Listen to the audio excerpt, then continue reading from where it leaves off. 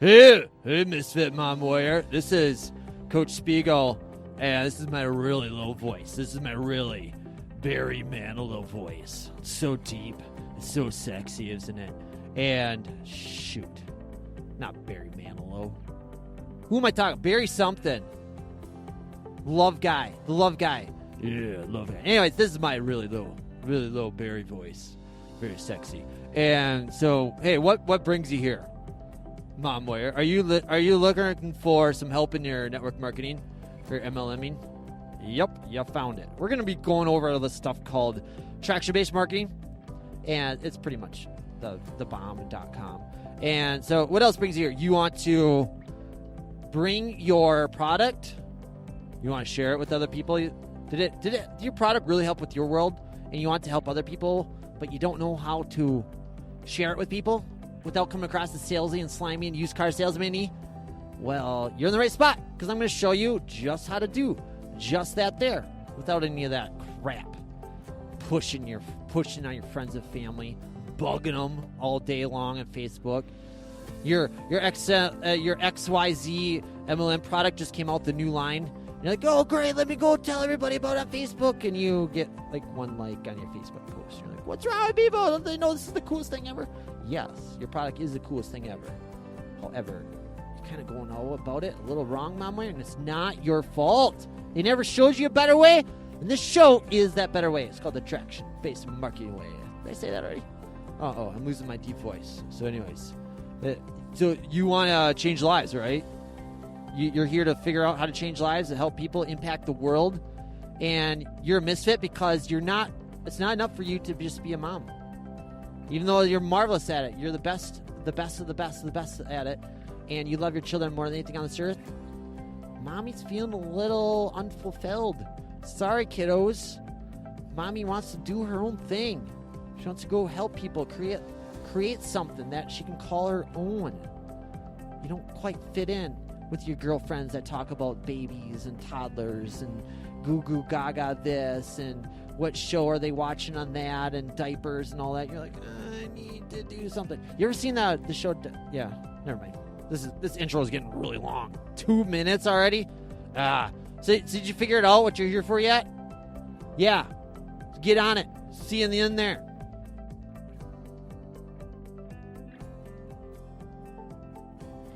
Hey, good morning, Mom Warrior. Good afternoon. Good evening, my Misfit and Mom Warrior. Hope all is well with you. Hope you are getting after it today. Today's tip. Really quick tip before you go. Before we get lost in analyzations and talkings, I got a story to tell you. But before that story dives in, I'm going to talk a quick tip about your business. Sooner you realize this, the more you can get after it, the more you can do it. And it took me well over a year and a half. I've been in this entrepreneur building businesses world for a little under, well, it was about 2 years ago from when you're listening to this, when I actually got going, but that business doesn't really count. I got started in the e-commerce. I started with an Amazon business. That was, I'll tell you that some other time, but that was about 2 years ago when I got going on that. A little under 2 years, and then started my actual own, like, passion, like, what I'm supposed to be doing business, a little under a year and a half. I'll share that story with you some other time, but anyways, it wasn't until somebody told me this, what I'm about to tell you now, where it actually was like, oh, that's all it is. Everything else. And I should have realized it sooner, but I apologize to you, Mom Warrior. I was scared. Super scared. Super scared of rejection. Like, beyond scared. Scared of rejection. Scared of success. Like, I'm not worthy of that money. I'm not good enough for it. Scared of limiting beliefs. If they give me their money, then that's going to take money away from their kids. So it's like a scarcity type of mindset. Being like, and then I had like everything. All the roadblocks, all the mental blocks, all the money blocks. I had them all. Like, go through the list. I had them all. And To whom much is given, much is expected. And with these immense gifts that I don't mean to brag at all, but this is what a lot of people have told me, and you'll start to see it. And with this immense gifts, I'm supposed to benefit you, Mom-wear. I'm supposed to get through to you. But with this comes the test, and those tests was all those blocks, was all that fear, was all that I don't wanna, all that being comfortable stuff. And so I had to break through all that to get to you, to share my gifts with you, to benefit your life. I've been given these gifts, Mom-wear, to up-level your life. That's it. To level up your life, to get you better. And I have not been respecting these gifts of mine. And so that changes here and now. So anyways, let's talk about the one phrase. The one phrase. If you thought about your day through this lens, you're going to be okay.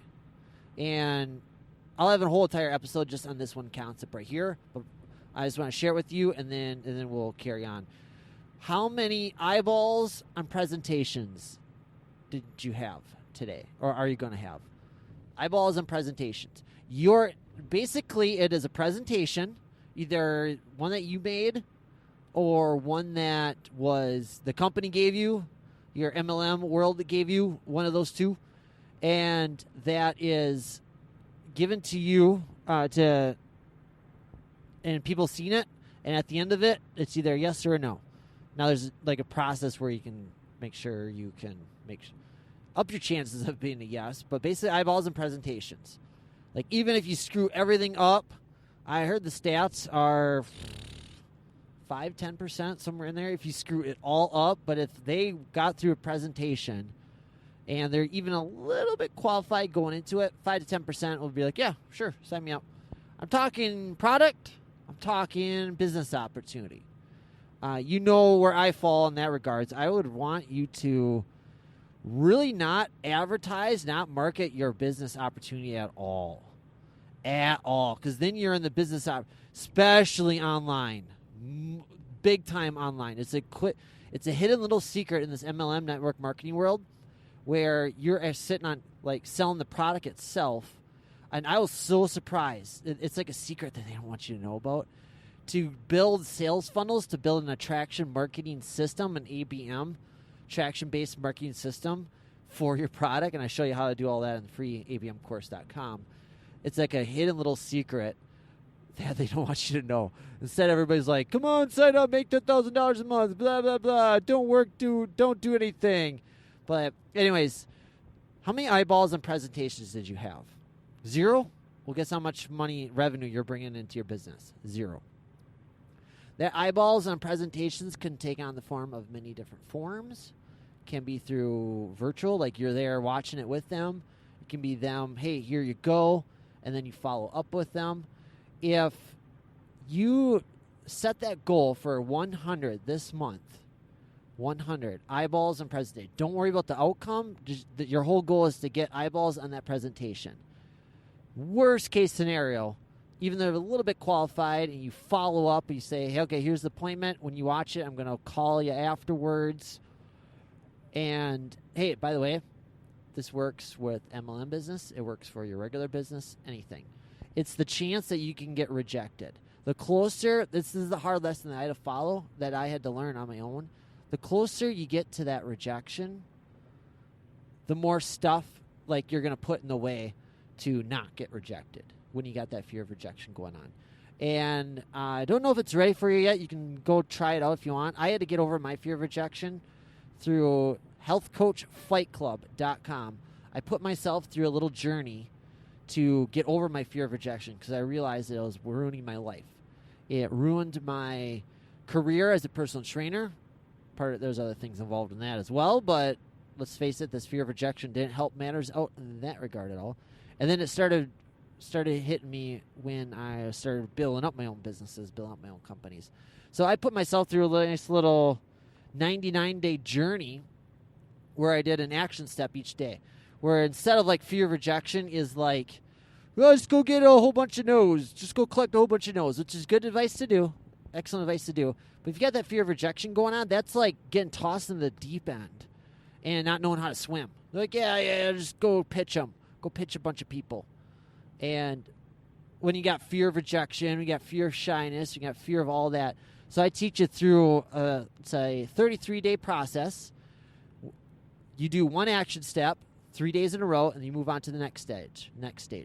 And that action step is like approach a random stranger. It happens in phases. And it's something that I wish was out there that it wasn't, to help get over this fear of rejection. For me, I was like super shy, and I got the idea from the book Rejection Proof by something Jaya Jayon, and where he's scared of rejection. So you just kind of do things where you're brave for like 20 seconds, and then you're like, oh, I didn't die. And then you kind of up the ante. It's like instead of jumping in the ocean, first you give you lessons about how to swim, or jumping in the deep end, first you give you lessons on how to swim, and then you slowly ease your way in. Getting comfortable with the uncomfortable. It's pretty awesome. By the end, you're a bombastic salesperson. Healthcoachfightclub.com. You'll see why it's Fight Club when you're there. Cool? So eyeballs on presentations. That's it, Momware. Get eyeballs at presentations. And so let me tell you now, let's just think about that. Like, how many offers did you put in front of people today? Offer where give me the money and you get this, or don't. Where you can get rejected. It can be no. How long has it been since you put an offer in front of eyeball? What's great about the internet is you can put this offer in front of hundreds of eyeballs, and you don't even got to be there to get rejected.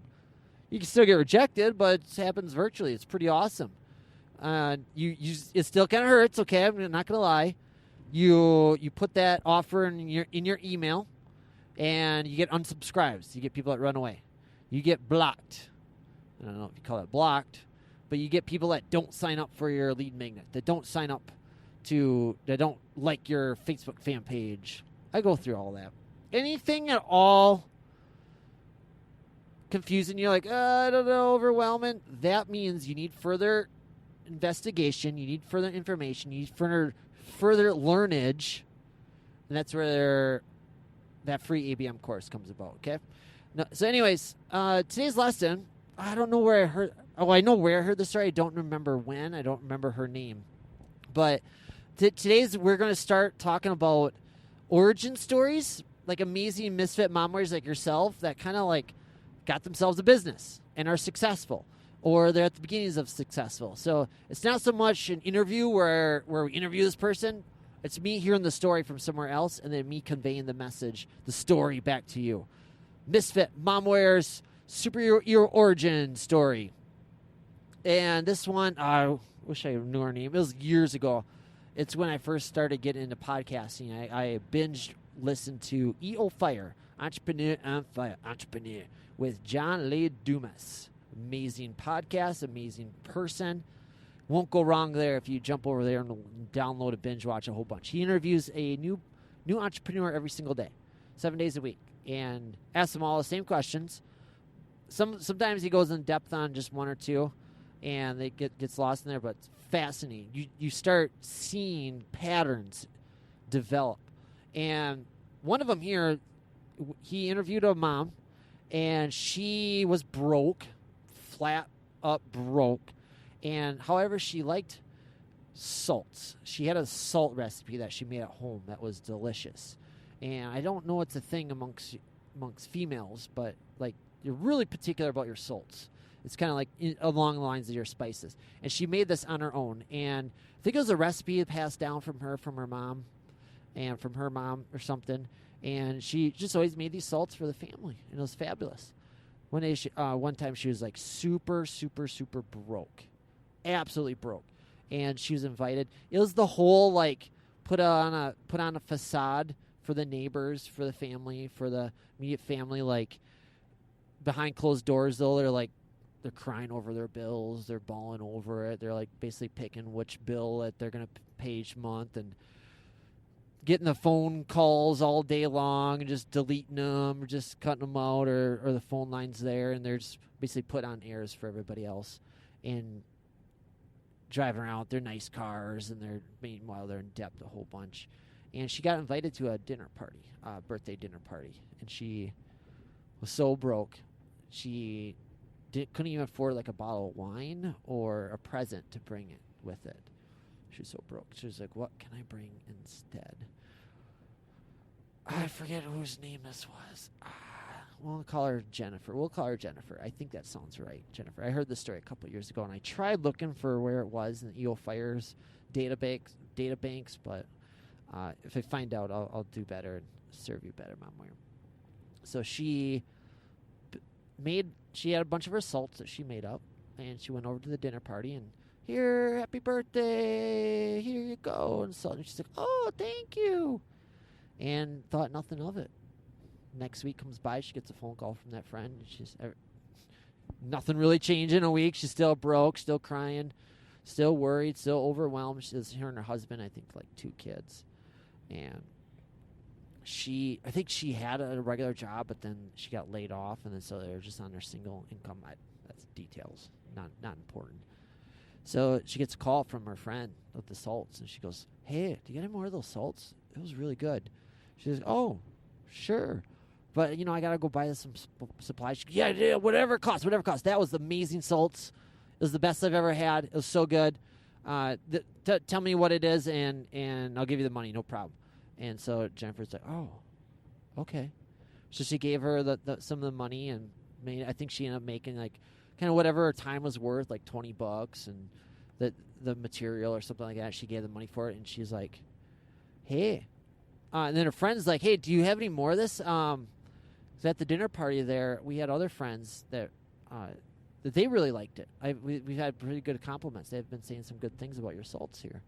And she's like, oh, I suppose I can make some more. And before you know it, she'd always get the order in for the money. She would never spend more money. And before she knew it, she was collecting orders for it and making them up a batch. And it was becoming too much work for her, so she put the kids to work. All day long, she's just cooking up these salts in her kitchen and then shipping them all and to anybody that wants one. And before she knew it, she's got herself a nice little regular income coming in, make some salts, and she's like, well, this is pretty cool. And so she makes up a whole bunch of it. And up to that point, she's like a month into it or so, and she's just kind of like one order here, one order there. And she's kind of like, well, if my friends like it, my friends' friends like it. She goes, what if this is a business? What if this is our way out? And she's kind of accidental entrepreneur like that. But she kind of always had that pull. She kind of always had that string. And so that's where she got the idea. So she ran down to the farmer's market. She brought a whole bunch of their salts with and sat them there. And she just put out a sign, farmer's market, paid the fee, whatever it was, for sit down at the farmer's market. And people came in and like, oh, my friend Sally's had one of these salts. She had like a cool label. I don't know if she even had a label or something. And people started buying them there, and she was there at the farmer's market for like 5 hours, 6 hours, and she walked away with about $150. Salts are gone. She sold them all for a profit, nice little profit. And that she had that feeling when she was driving home, $150 in her pocket. And depending on where you're at in your business, Misfit Mom, where that might be not a lot of money to you, might be a lot of money to you, depending on where you're at in your development and your evolution. But to her, that was like nothing. She felt a feeling that she's never felt before, and she can't describe that feeling. If you've ever been there, it's the coolest, bestest feeling. You can't. It's like almost orgasmic. It's just like that money is yours. You did that from beginning to end. It's like I just liken it to the birthing of your child. Really, that feeling, like that child that you brought into this world. That was all you, my love. You were there for every single second of that child being brought into the world. You made that happen.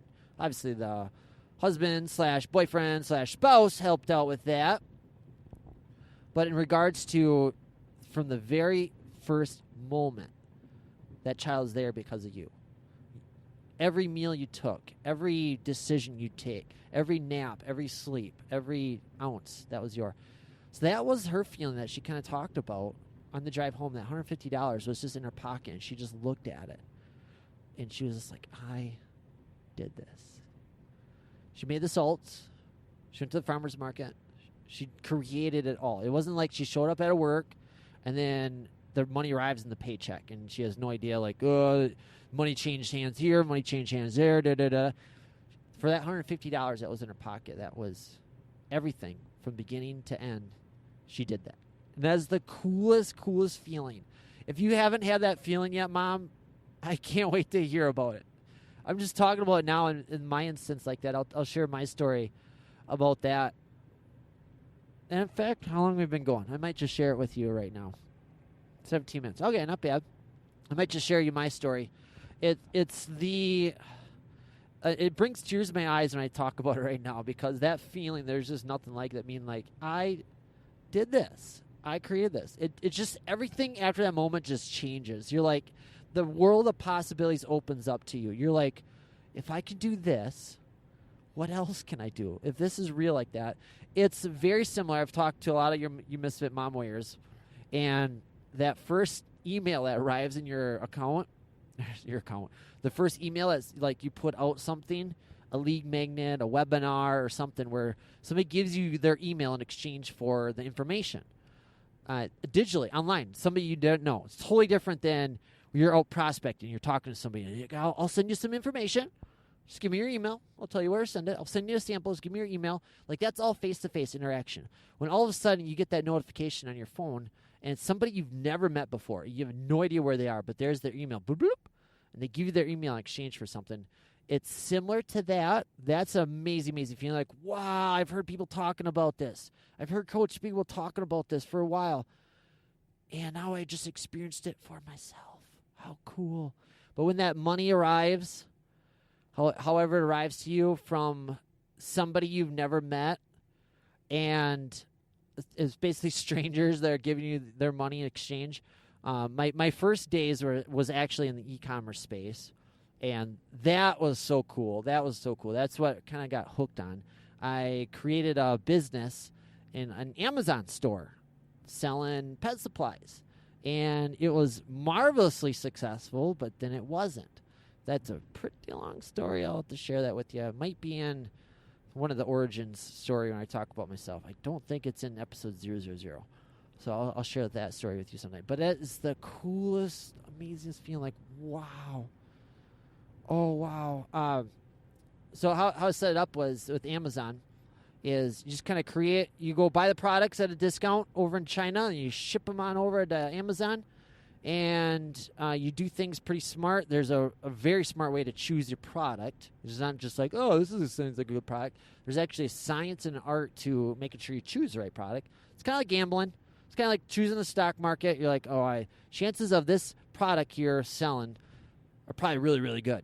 And so, and then up to that point, it's up to your selling skills. It's up to your copywriting skills. It's up to how you're going to formulate your emails, how you're going to formulate your quote-unquote sales page, your product sales page in the Amazon store. Well, what's cool is Amazon controls, they have the audience already. Like, you don't have to go out and build up an audience. They already got the eyeballs on the offers, going back to, and you just got to position your product really, really good so that way your product is in front of those eyeballs. Amazon owns the eyeballs.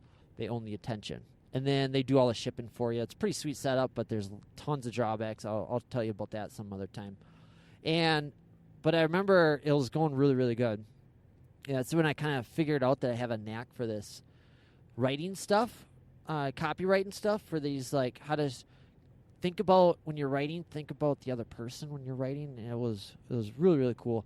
All I did with writing the sales pages, like, it was like, here's what it is. It's like the headline. You shop in Amazon. It's like the headline, and then some bullets. Oh, this is really cool. This is really cool. And I was like, I saw, like, researched hundreds of other ones, and they're just so boring. I'm like, oh my God, these are so boring. So I'm like, how can it be different? How can it be exciting? How can I stand out? I'm like, well, I can make them laugh. I can actually talk to them like they're a person instead of a robot. So I rewrote the bullets, and I basically rewrote it saying, like, what's in it for them? Instead of, like, we got, for instance, one of the things those products I was selling was a leash, a dog leash. And it was a dog leash with attached garbage dispenser on it. And instead of talking about, like, this is the coolest dog dispenser thingy and you got to have it, blah, blah, blah.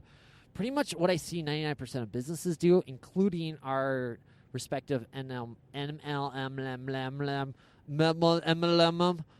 like where they just, this is why it's so awesome, you should have it. So I put my mind on the customer, and I got some education on that front. I read a couple articles. You're saying, don't talk about the features, talk about the benefits. It's one of copywriting lessons 101. Basically how to influence people to buy or to take action on whatever it is you want to take action through the words that they read on a piece of paper. The words that you say. And so instead of talking about, hey, this is the coolest leash and it does this and this, I'm just like, hey, it's got a garbage dispenser, so you can keep your neighbors happy, so your neighbor doesn't walk across, so your dog doesn't run over your neighbor's yard and poops in it when you go for the walks, and you get in trouble and he calls the cops, and before you know it, you got a $300 fine that arrives in your mailbox. Yeah, this helps with that. So people are reading, they're like, oh, so cool. I just basically stood out. And then another thing I said with the garbage dispenser, I'm like, hey, you ever seen the episode of Seinfeld where Seinfeld talks about, like, are we really the advanced species on this planet? If there's an alien species that's watching us and we pick up the dog's poop, who the aliens thinks is the advanced species? Like, doesn't it make sense? So Seinfeld, in a Seinfeld episode, he had a little skit that time. So I kind of mentioned that. I'm like, this is for that Seinfeld episode when they are talking about that. And I had, like, funny pictures in the picture. I had, like, picture instead of just a picture of a dog with a leash, I had, like, my dog was thinking something like, hey, are you done with taking that picture of me yet? I got to go for my walk. Let me go for my walk. Are you done picturing me yet? So it's like a thinking bubble like Garfield would always do. I had, like, funny captions like that. So I was selling a ton of them, Momware. Lots of them. And I would get that ding on my phone. Ding, ding, ding. And each ding was, like, equal to about $10. And I was getting them all day. And it was pretty fun. It was pretty awesome. And it was an amazing, amazing feeling when you have that. I mean, like, wow, I just made $10. I didn't have to be there for it. This is really, really cool. And I'll tell you the story about what happened with that before long. But it's a great, fabulous feeling. The first money you make that, like, I created that. I did that. So this lady with the salts, she was driving home with that was a really long rabbit trail, wasn't it? This is fun. You love it, don't you? So there she was. She was driving home. She had that amazing, wonderful feeling in her pocket, but from that money in her pocket. And it was just like that moment, like, nothing is ever going to be the same after this. I just made this happen. So she created a whole entire business around her salt. She started learning all about business. She started learning how to brand herself. And how to ship things, how to buy products, how to package them.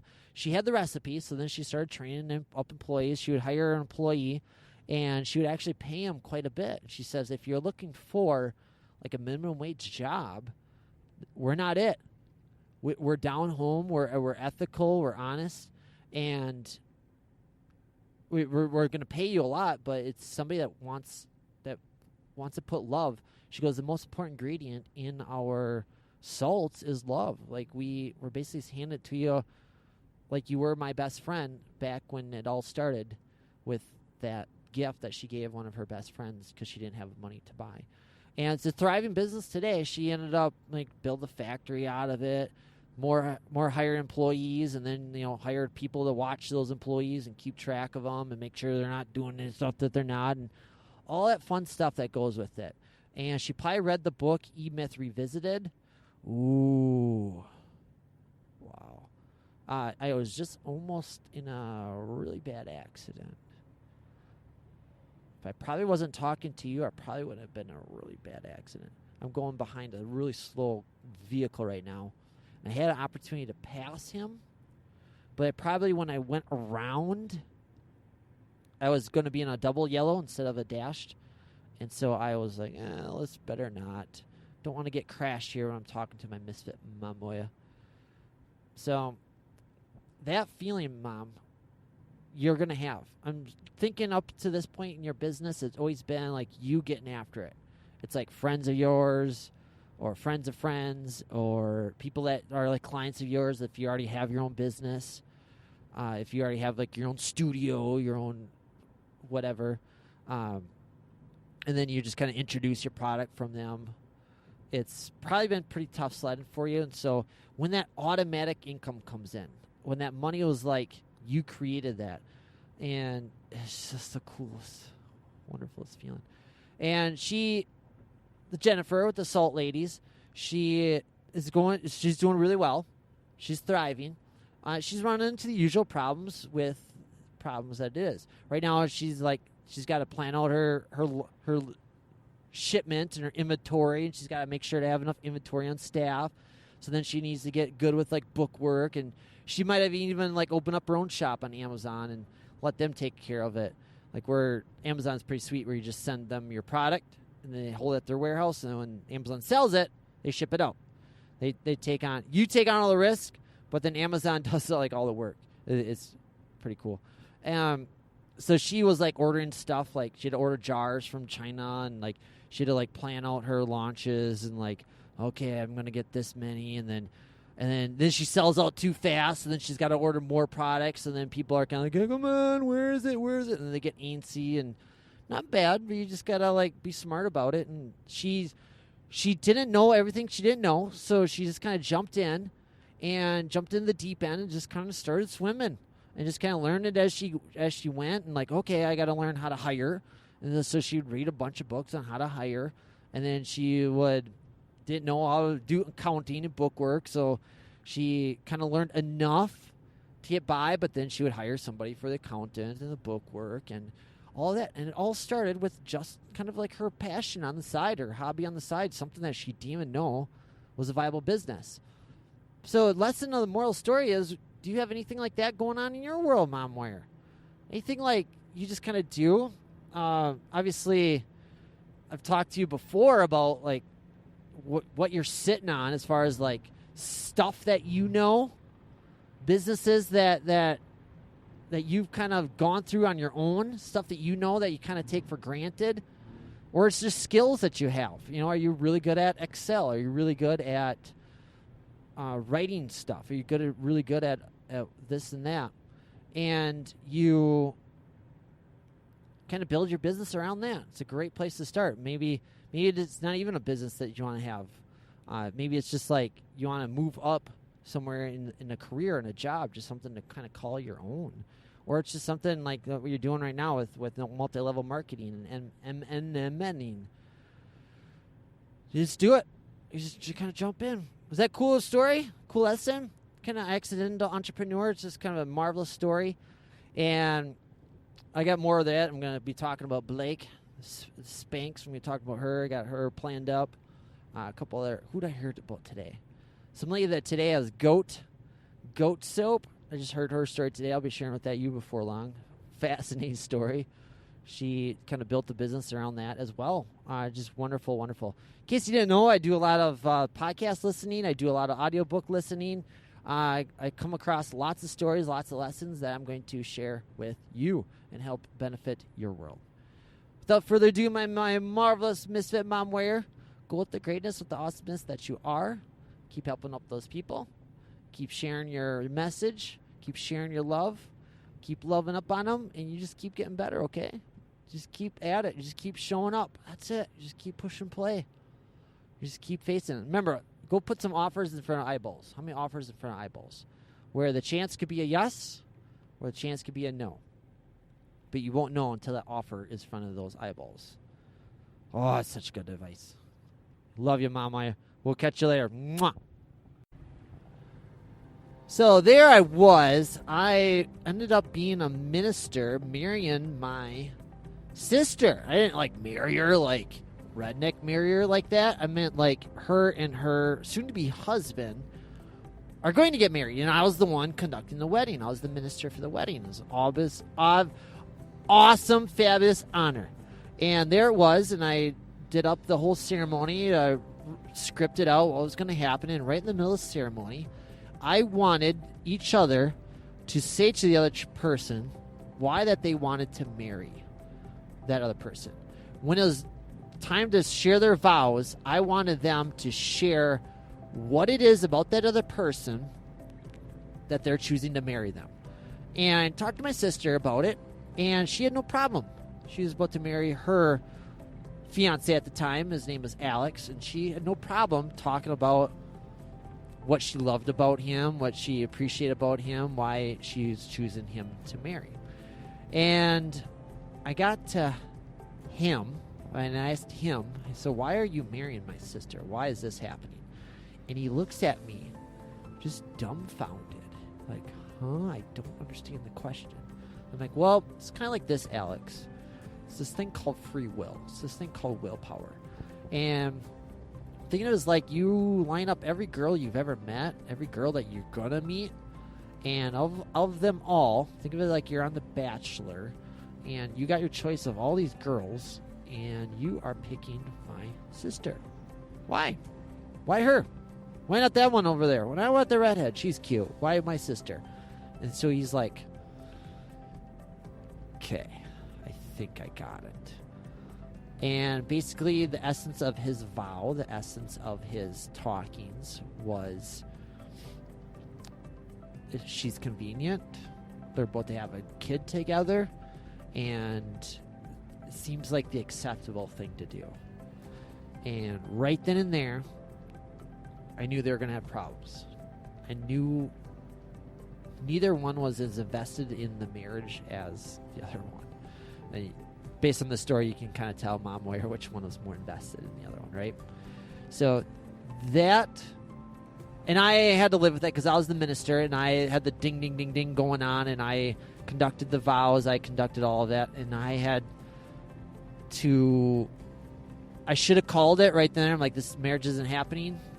I can't in good conscience conduct this because I know it's not, I wouldn't say right, but I know that it's just my instinct was doing it. But I was a coward. I was fearful. I didn't want to disrupt the marriage. So lo and behold, the marriage did have problems, and my sister is better for it. My sister, in her mind, was probably doing the right thing. This is the question I'm posing to you, Mom-prenuer. This is what I want to ask you. You're like my sister in this story. You have your choice. Instead of a husband to choose from or a would-be person that you're marrying, you have you're so brilliant. You're so amazing. You're so talented. You're so gifted. You're so loving. You're so caring. And you got so much gifts going on, and you're capable of so much. You can basically... Excuse me. Something in my throat. You can basically do whatever you want with this life of yours. Why MLM? Why network marketing? Are you not aware of the stigma? Are you not aware of the negative connotations going on with people and the outside world as far as our profession? Do they not know that? Why? You're capable of so much. Why MLM? Why this or that? And I think I know. I think I understand you a little bit. I think I get you. It's because you want to help people. It's because you had a great transformation yourself, and you had an amazing experience, and it turned out really good for you, really good for your loved ones, and that great caring soul and spirit of yours takes over, and you're like, it's not fair that other people aren't experiencing what I'm going through, so I must help them. I must get to them. So you joined up, you signed up, only it hasn't gone quite like you intended, quite like your upline promised. Things have happened that you weren't pursuing, that you weren't expecting. You ran into some fears. Stuff felt awkward. Stuff felt probably uncomfortable. Your red flags are going ding, ding, ding, ding. So I believe in you, Mom. I believe in your soul. I believe in your heart. I do believe, like, of all the businesses that you can create, of all the everything that you can do with your life, I applaud your decision to go this MLM route. I applaud your decision to go this network marketing route. I just believe that there's a much better way, and that's called the attraction-based marketing way. That's why I created for you the free ABM course.com. You go there, and I'll show you the much better way to get them coming to you, and you're able to follow through on that purpose. You're able to follow through on that promise. You're able to feel good changing those lives and not have it feel icky for being pushy, icky for being salesy, for being like, this feels wrong, but my upline told me to do it. None of that. So go to freeabmcourse.com, get your life rocked there, and without further ado, go with the greatness, with the awesomeness, with the beautifulness that you are. You're the future, Mom Warrior.